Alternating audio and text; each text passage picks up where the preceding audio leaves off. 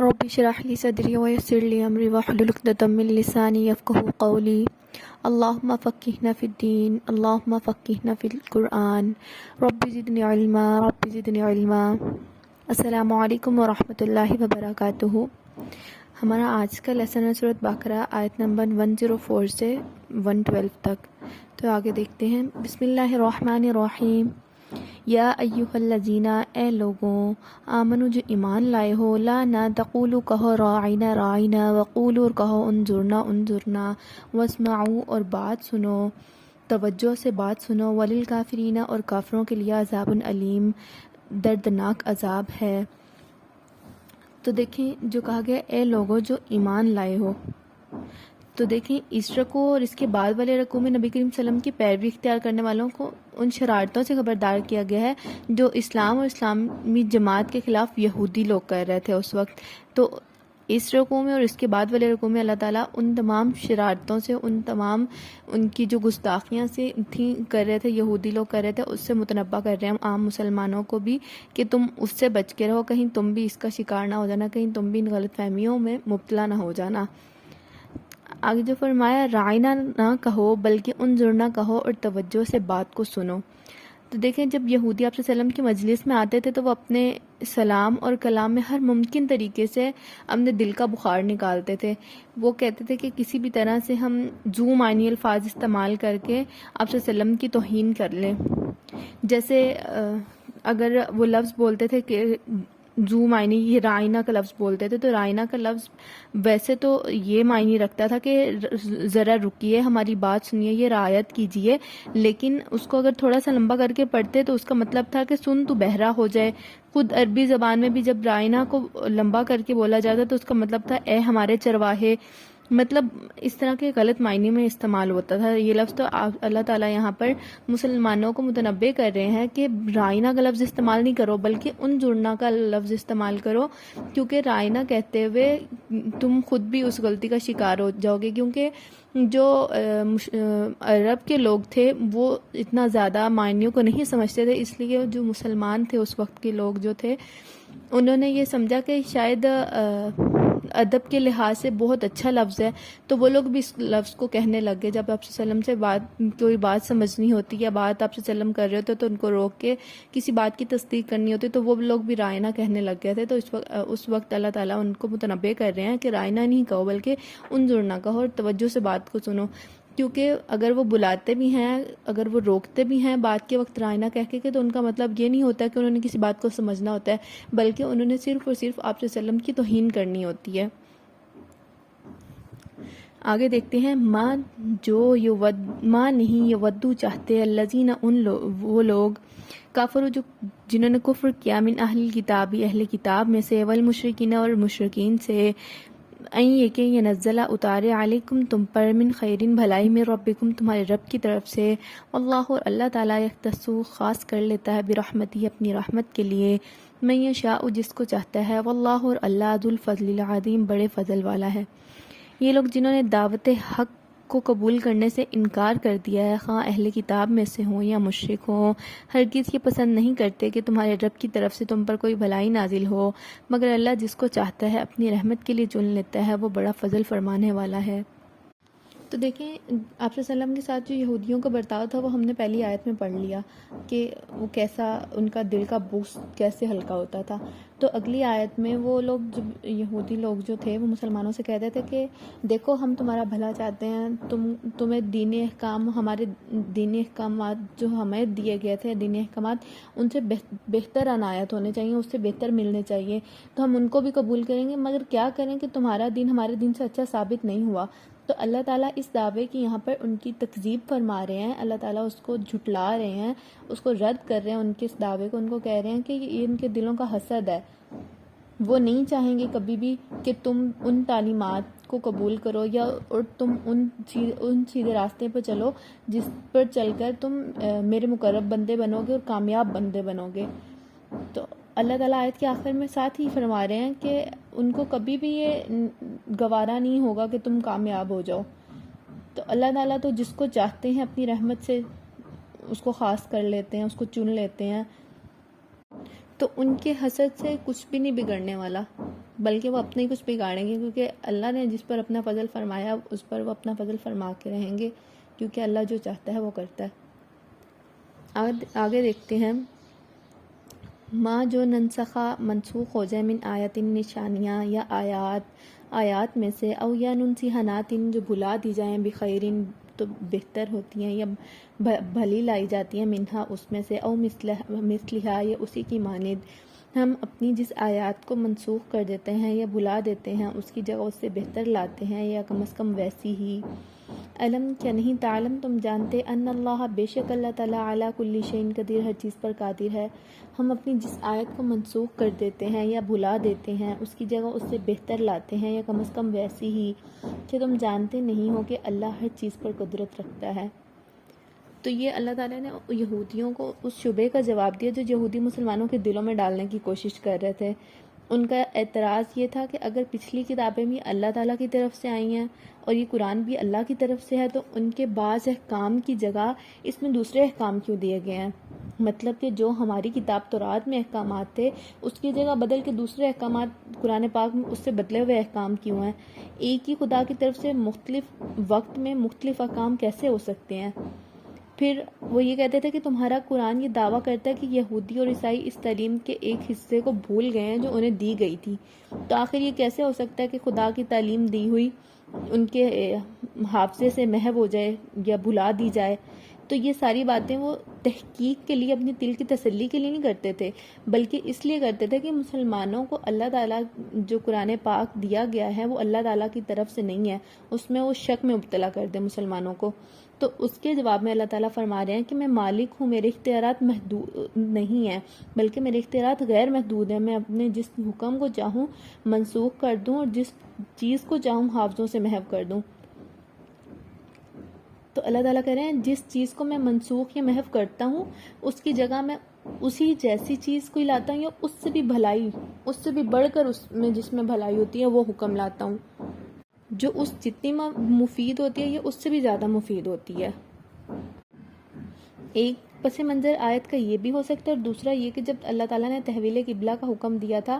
تو اس وقت جو پہلے قبلہ تھا وہ بیت المقدس تھا، پھر بعد میں خانہ کعبہ کو قبلہ مقرر کر دیا گیا تھا، تو اس پر بھی یہودیوں نے اعتراض کیا تھا، تو اس کے بھی جواب یہ ہے کہ وہ لوگ کہتے تھے کہ اگر اللہ تعالیٰ کی طرف سے کتاب ہوتی تو اللہ نے پہلے حکم دیا تھا کہ بیت المقدس کی طرف رخ کر کے نماز پڑھو، اور پھر اب حکم دے رہے ہیں خانہ کعبہ کی طرف رخ کر کے نماز پڑھو، تو اگر یہ اللہ کی طرف سے کتاب ہے تو پھر ایک جیسے ہی حکم کیوں نہیں ہے، بدلے بدلے حکم کیوں ہیں؟ آگے دیکھتے ہیں، علم کیا نہیں، تعلم تم جانتے، ان اللہ بے شک اللہ تعالیٰ لہو اس کے لیے ہے، ملک بادشاہی، سماواتی آسمانوں کی، والارض اور زمین کی، وما اور جو لکم تمہارے لیے ہے، من دون اللہ اللہ کے علاوہ، وما اور نہیں ہے لکم تمہارے لیے، من دون اللہ اللہ کے علاوہ، من ولیجن کوئی دوست، ولا نصیر اور نہ ہی کوئی مددگار۔ تمام فرما روائی اللہ ہی کے لیے ہے اور اس کے سوا کوئی بھی تمہاری خبر گیری کرنے والا اور تمہاری مدد کرنے والا نہیں ہے۔ ام کیا تریدون تم چاہتے ہو، ان یہ کہ تسألو تم سوال کرو، رسولکم اپنے پیغمبر کو سے، کما جیسے سئیلا سوال کیے گئے موسیٰ علیہ السلام سے، من قبلو اس سے پہلے، پھر کیا تم اپنے رسول صلی اللہ علیہ وسلم سے اس قسم کے سوالات اور مطالبے کرنا چاہتے ہو جیسے اس سے پہلے موسیٰ علیہ السلام سے کیے جا چکے ہیں؟ وَمَن اور جو کوئی یتبدل الکفر بدلے گا کفر کو بالایمان ایمان سے، فقط تحقیق ضلع تو اس نے گمراہی اختیار کی یا بھٹک گیا، سوا السبیل برے راستے کی طرف۔ حالانکہ جس شخص نے ایمان کی روش کو کفر کی روش سے بدل لیا وہ راہ راست سے بھٹک گیا۔ تو دیکھیں آیت مبارکہ کے پہلے حصے میں جو فرمایا گیا کہ کیا تم اپنے پیغمبر صلی اللہ علیہ وسلم سے اس قسم کے سوالات اور مطالبے کرنا چاہتے ہو جیسے اس سے پہلے حضرت موسیٰ علیہ السلام سے کیے گئے تھے؟ تو یہاں پر جو یہودی تھے وہ شرارت کر کے جو تھے طرح طرح کے سوالات مسلمانوں کے سامنے پیش کرتے تھے اور انہیں اکساتے تھے کہ اپنے نبی سے یہ بھی پوچھو، یہ بھی پوچھو، یہ بھی پوچھو۔ اس پر اللہ تعالیٰ مسلمانوں کو متنبہ فرما رہے ہیں کہ اس معاملے میں یہودیوں کی روش اختیار کرنے سے بچو، اسی چیز پر جس پر نبی کریم صلی اللہ علیہ وسلم خود بھی مسلمانوں کو بار بار متنبہ فرمایا کرتے تھے کہ بال کی کھال نکالنے سے پچھلی امتیں تباہ ہو چکی ہیں، تو تم بھی اس سے پرہیز کرو۔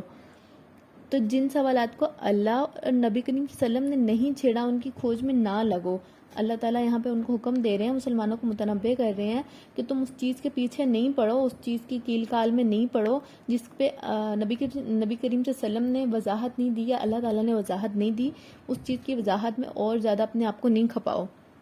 بس جو حکم تمہیں اللہ تعالیٰ دے رہے ہیں اس کی پیروی کرو, جن امور سے منع کیا جا رہا ہے اس سے رک جاؤ.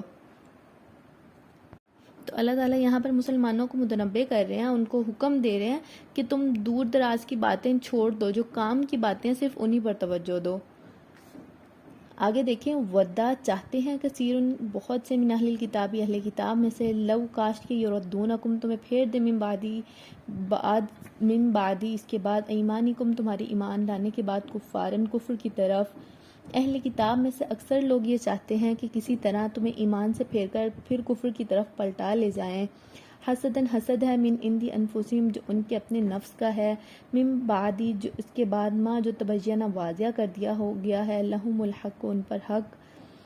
اگرچہ حق ان پر ظاہر ہو چکا ہے مگر اپنے نفس کی حسد کی بنا پر تمہارے لیے ان کی یہ خواہش ہے. فعفو تو پھر تم معاف کرو, وصفحوا اور درگزر کرو, حتیٰ یہاں تک کہ یاتی اللہ آ جاتا ہے اللہ کا بھی امری حکم. ان اللہ بے شک اللہ تعالیٰ علی کل شیء قدیر ہر چیز پر قادر ہے.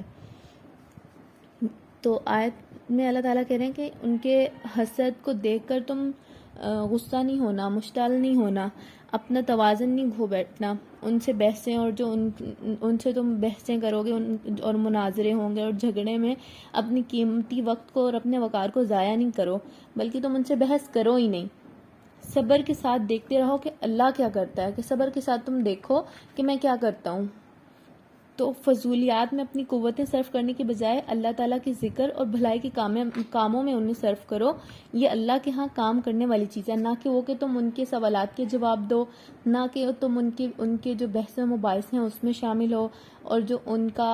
عناد اور غصہ ہے, جو وہ جس قسم کی بھی وہ کہانیاں سناتے ہیں اس پر تم مشتعل ہو جاؤ, یا پھر دیکھ کر اپنے بحثیں کرنے لگو یا جھگڑنے لگو ان کے ساتھ. کیونکہ اس وقت کی ضرورت ہی یہی تھی, اس وقت کا فیصلہ ہی یہی تھا. پھر بعد میں اللہ تعالیٰ نے اس وعدے کو پورا فرمایا, اور اس کے بعد اللہ تعالیٰ نے جہاد کی آیات نازل فرمائیں, جس کے بعد یہود کے ساتھ بھی وہ قانوناً برتاؤ کیا گیا جو پہلے مشرکین کے ساتھ تھا, وہی برتاؤ اب یہودیوں کے ساتھ بھی کیا جائے گا. کیونکہ اگر وہ فساد کی کوشش کریں گے تو ان کو قتل بھی کیا جائے گا, جلا وطن بھی کیا جائے گا, اور جزیہ پر بھی عمل درآمد کیا جائے گا. آگے دیکھیں, واقیم الصلاۃ اور قائم کرو نماز, وآتوا الزکوٰۃ اور زکوٰۃ ادا کرو, وما اور نہ تقدموا بڑھو لانفسکم اپنی جانوں کے لیے, من خیرین بھلائی سے, تجدوہ تو تم پا لوگے, وما اور جو کچھ تقدموا تم آگے دو گے, لانفسکم اپنے نفس کے لیے, من خیرین بھلائی سے, تجدوہ تو تم پا لوگے, عند اللہ اللہ کے پاس, ان اللہ بے شک اللہ تعالیٰ بما جو کچھ تعملون تم کرتے ہو, بصیر دیکھ رہا ہے. تم اپنی عاقبت کے لیے جو بھلائی کما کر آگے بھیجو گے اللہ کے ہاں اسے موجود پاؤ گے, جو کچھ تم کرتے ہو وہ سب اللہ کی نظر میں ہے. تو اللہ تعالیٰ کہہ رہے ہیں کہ یہاں پر تم ان بحث و مباحثے میں نہیں پڑھو, بلکہ نماز ادا کرو, زکوٰۃ ادا کرو, جو بھلائی بھی تم اپنی طرف سے کر دو گے, جو بھلائی بھی تم جس نیت اللہ کی رضا کے لیے, اللہ کے لیے نیت کر کے جو کام بھی تم کر دو گے, تو اس میں کمی بیشی نہیں کر سکتے ہیں. ان کے پاس ایسا اختیار نہیں ہے کہ وہ اس میں کمی بیشی کر سکیں, بلکہ جو کوئی بھی تم عمل کر دو گے تو وہ سیدھا اللہ کے پاس جائے گا, اور وہ تمہاری آخرت کے لیے اور عاقبت کے لیے کام آئے گا. کیونکہ تمہاری نیکی کوئی بھی ضائع نہیں جاتی ہے, تو اس لیے تم جو بھی کرو گے اپنے ہی نفس کے لیے کرو گے. جو کچھ بھی تم کرو گے اس کو اللہ تعالیٰ تو دیکھ بھی رہے ہیں, جو کچھ بھی تم کرتے ہو, کیونکہ اللہ تعالیٰ تو بے خبر نہیں ہے تمہارے کسی بھی عمل سے. تو تم جو بھی بھلائیاں کرو گے اس کو اپنے لیے پاؤ گے آخرت میں. وقال اور کہتے ہیں, نہیں ہرگز نہیں يدخل الجنہ جنت جنت میں نہیں داخل ہوگا ہرگز جنت میں, الا مگر من جو کانا ہو ہودن یہودی او نصارا یا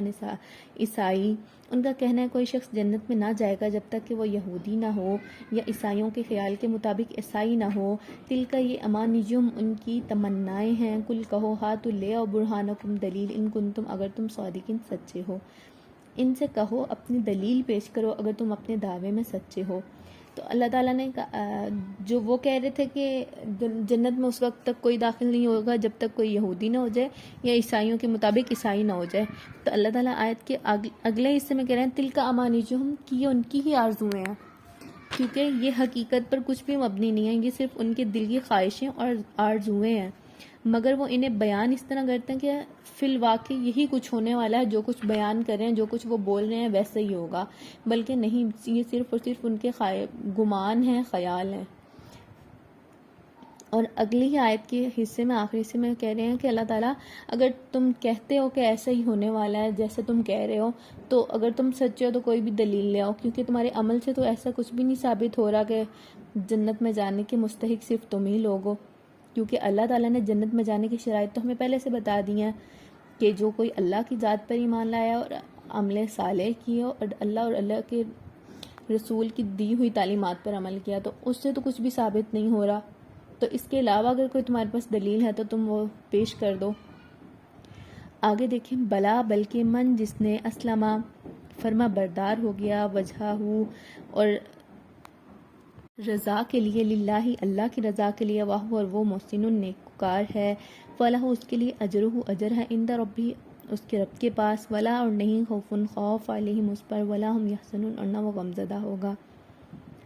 حق یہ ہے کہ جو بھی اپنی ہستی کو اللہ کی اطاعت میں سونپ دے اور عملاً نیک روش پر چلے، اس کے لیے اس کے رب کے پاس اس کا اجر ہے، اور ایسے لوگوں کے لیے کسی خوف یا رنج کا کوئی موقع نہیں۔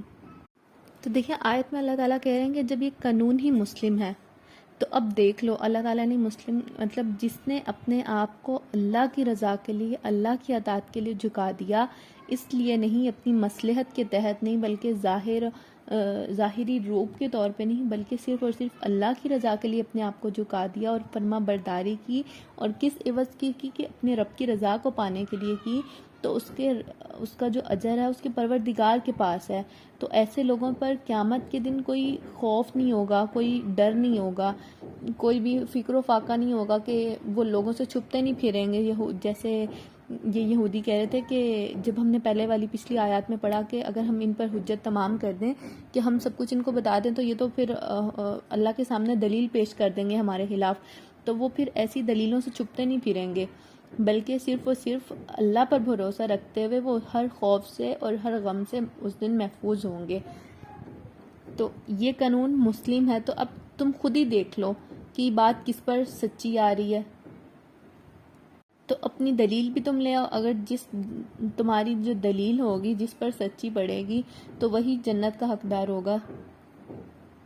تو جو شخص نبوت کو اور شریعت جو آپ صلی اللہ علیہ وسلم لائے ہیں اس کو قبول کرے اور اس پر عمل کرے، نہ کہ اپنی پچھلی جو خود سے من گھڑت شریعت بنا رکھی تھی اس پر ہی عمل کرتا رہے، اس کو ہی تسلیم کرے، تو جس شخص نے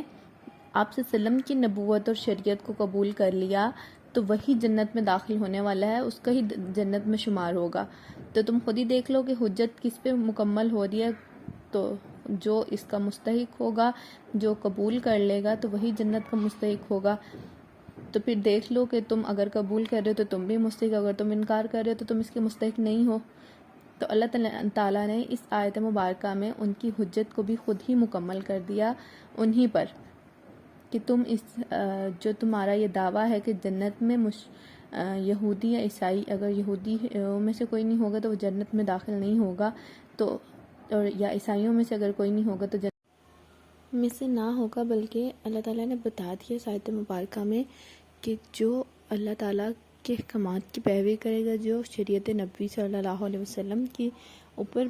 عمل درآمد کرے گا، اس کے اوپر عمل کرے گا، اسی کی پیروی کرے گا، صرف اور صرف وہی جنت کا مستحق ہوگا۔ تو آج کا ہمارا لیسن بس یہیں تک تھا۔ اللہ تعالیٰ سے دعا ہے کہ اللہ تعالیٰ ہمیں کامل ہدایت عطا فرمائے، جس کے بعد کبھی بھی گمراہی نہ ہو۔ وما علینا الا البلاغ المبین۔